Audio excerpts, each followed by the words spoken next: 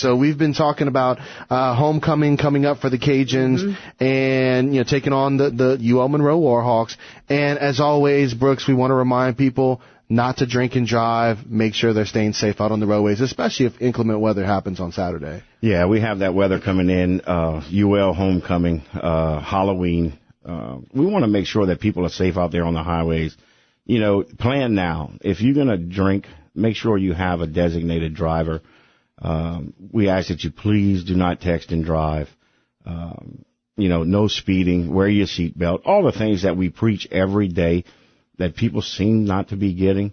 But as you saw with the Oklahoma State University parade, things happen, and we want to stop that before it does happen. We want people to have a great time this weekend for UL and this week and all the events that are going to take place.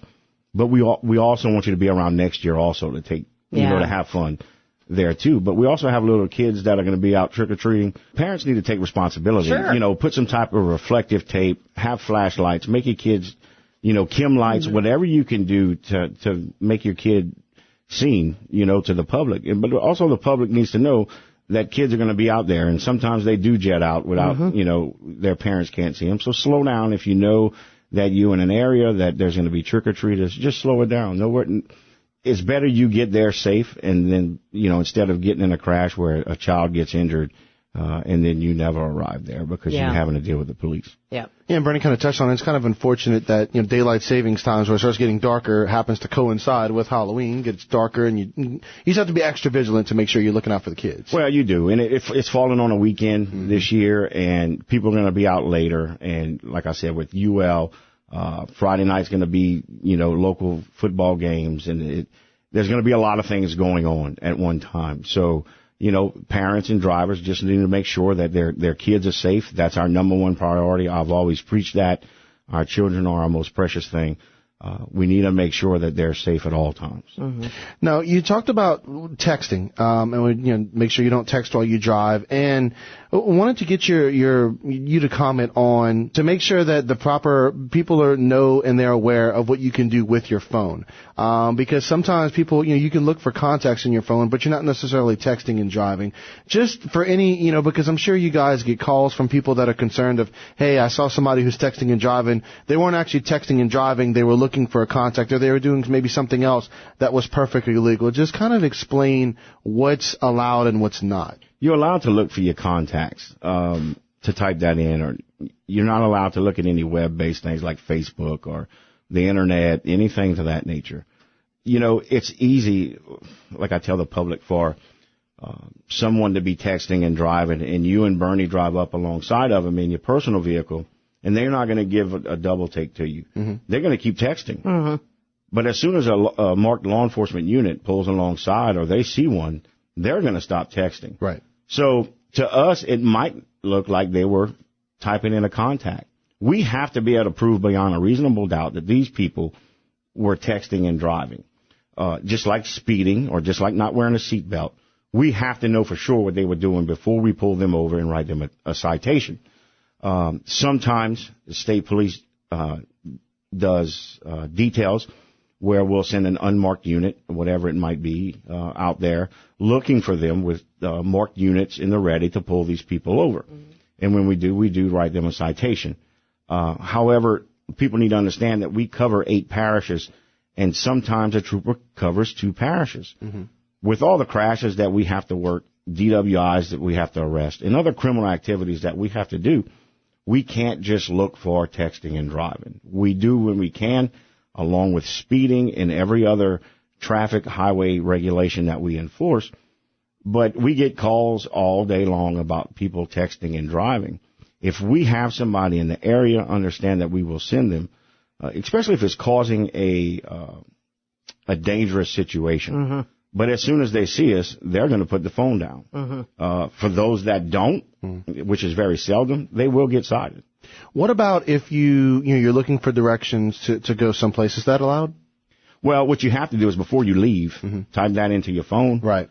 Put your phone down and just listen to it. There are voice-activated things on your GPS, on your phone. So and that's what you have to do. You're not allowed to look at your phone typing in GPS directions or anything like that. Okay, because see, I had heard two different sides. I wanted to get it straight from you to make sure on that, you know? Yeah, you can't type anything in. Mm-hmm. Now, you can look at it, you know, obviously. Right. But you want to be safe and make sure that everything is done before you get on that highway. That way, your distractions, there's no distractions inside the vehicle. You're listening to your GPS. I do it all the time when I'm having to go places that I don't know where it's at. Mm-hmm. I type it into my phone, I put it down, and I listen to it. Right. I don't pick it up and look at it. But, you know, that's another distraction inside that vehicle that can cause a crash and cause somebody to either get seriously injured or killed. Trooper Brooks David has been our guest this morning, and, you know, we've kind of gotten updates from you as we've gone over the past couple months on the situation with Abbeville and you guys partnering up with Abbeville Police to clean up crime in that area. What's the latest in that? Well, we've been sending troopers all over the area. Whenever we go back into Abbeville, they'll know, or any other city. We don't like giving out what we're going to do. Mm-hmm. You know, things come up. Right now we have troopers in New Orleans that will remain in New Orleans until otherwise noted. Yeah. So, you know, we have troopers also that are on the road and helping other parishes and other cities throughout the state. So whenever we have time, the state police has time, and they see the need for it, and they get with Abbeville and the sheriff's office and everybody else in that area and deem it's time to go back in, we will. And then, you know, you'll know because you'll see a big presence of troopers. And then we'll help out just like we would anybody else. So we'll see. As always, it's a manpower issue. It is, and it's with every agency. Mm-hmm. The shortage of police officers throughout the state and throughout the United States. You know, whenever we can get to, we can. We try to do the best we can. The colonel and our captain here in Major Bro, they try to prioritize things throughout the Troop I area and see what the greatest need is first, whether that is troopers combating impaired driving, seatbelts, or sending a specialized unit inside of a city or a parish to assist those agencies. You know, wherever our manpower is, and the priority is our captain and our major and our colonel will send us there.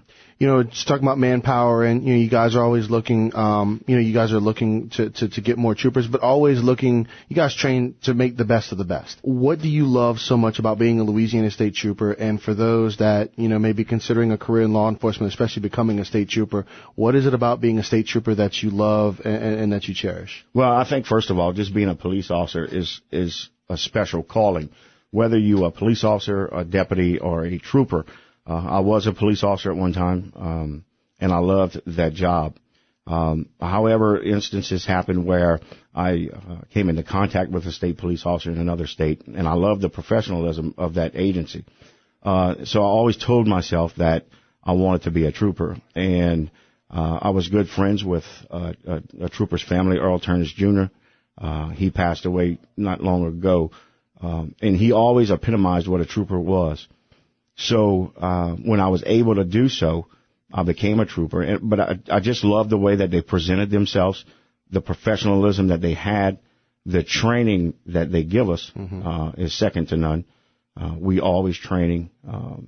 Just to see our training facility in Zachary itself is something that people would be in awe.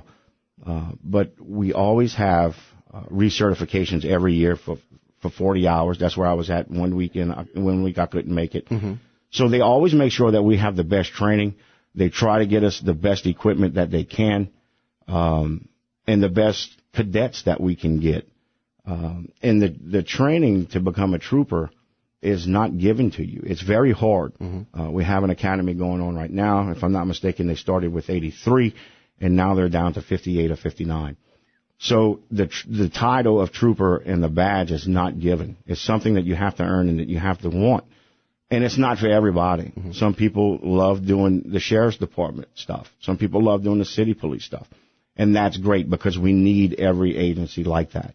My personal opinion coming out the military was I fit the mode of a trooper. And that's why I love doing it. And for 19 years now, it's been great to me, and hopefully I can stay there, retire, and be just as good. Trooper Brooks David has been our guest this morning, sir. Thank you so much for your time.